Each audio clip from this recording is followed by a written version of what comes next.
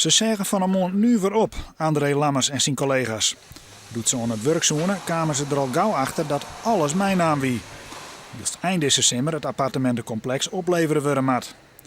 Installateurs wienen daarom druk dwaande met het plaatsen van kwolkasten, magnetrons, afwasmachines en cv-chattels. Maar vannacht is alles stil.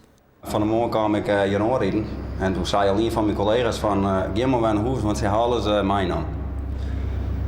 En toen dacht ik van, nou ja, ik leer het een grapje, maar ja, dan kom je hier en dan zul je dit al, ja.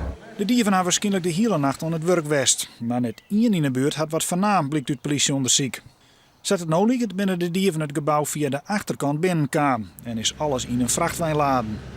Hier ding is wis, het gaat om een groep professionals. Maar hier hebben ze de keuken met kraan, erbij halen, hebben ze keurig netjes dienst, ze had ik niks vernield. Dus hier binnen hebben ze keurig netjes de boel losdraait, niks vernield. En nou ja, inbouwapparatuur gaan ze eruit halen. Wat zie je hier? Je ziet een combi-magnetron, die gaan ze eruit halen.